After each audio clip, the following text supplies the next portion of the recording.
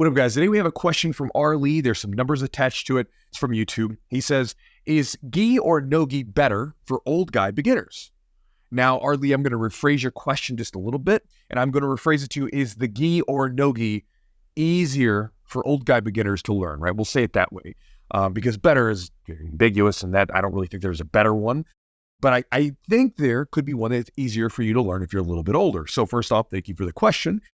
But getting into it, right? When you're older, when you're coming into jiu-jitsu and you're with younger people and you're comparing that whole thing into it because, again, you specified you're older. By specifying you're older, we're kind of talking about the differences that an older person would get into it, would experience getting into it versus, say, a younger person, right? If everybody was older on the mat, there would be no need to specify that.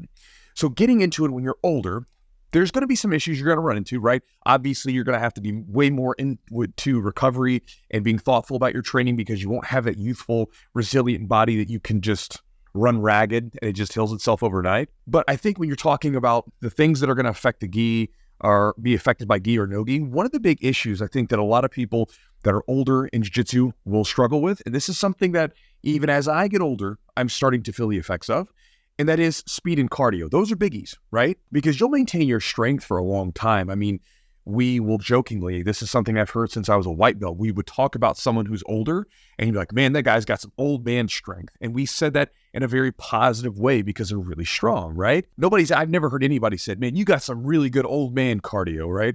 Nobody says that because we implicitly know that old man cardio is not a good thing. If someone says, oh, you have the cardio of an old man, we're like probably messing with you. And so again, cardio and speed, those are going to be biggies because again, younger people on the mat moving around. If you're new, things are going to be seeming really fast anyway. And then your cardio is just not going to be, you're not going to have the natural potential of someone that's younger, right? And so with that, I think that it will be easier for someone to grasp jiu-jitsu as an older person getting into it, if they're in the style of training that's going to give them an easier grip on someone, right? So the gi, of course, right? I think many of you guys that are older would concur that that's probably going to be the easiest of the two to learn. Because again, you can get a lot of mileage from very simple grips, cross collar sleeve, and then you're literally wearing a jacket that gives handles to the other person. And so we can very easily grab people and slow them down. And as I'm getting older, like when I'm training with some of the younger guys that are very good, very tough, even if the gi has its tougher points in some areas, right? Like it hurts my hands a little bit. Sometimes my shoulders get a little wrenched up from the friction in the fabric. I do notice that with like those young wrestlers and stuff, I can grab onto them and keep them close, right? Now, that's not to say that you can't slow things down in no-gi because you can. But when you're talking about slowing things down in no-gi, you have to be much more technical with your hand fighting, your body positioning, all those things. They have to be much more precise because of the slipperiness of it. It's very easy to maneuver through. Whereas with the gi, sometimes you can be not the best with the grips and you can still pin people reasonably well because you just have really good grips and you're able to pin them down. And so again, what I would say to you getting into it, Arlie, is that if you're going to choose one, I think the gi would probably be the easiest for you to get a hold of in the beginning.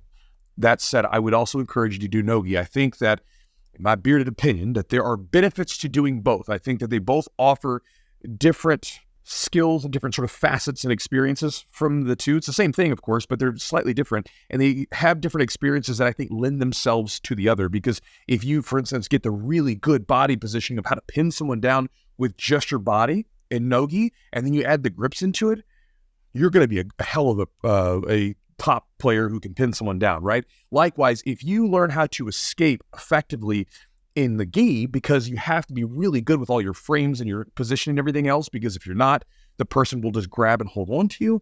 You then take that over into no-gi, and again, to me, it benefits that where you've got this impeccable placement of your hands and your frames and everything else, and you have the lack of friction and the lack of grips that the gi would normally offer you. So it's just an idea to chew on, and for any of the older guys or older women that are watching this, if you got into jiu-jitsu, if you found one easier, one versus the other, drop your comments down below and let Arlie know what you think, and I'll talk to you guys next time.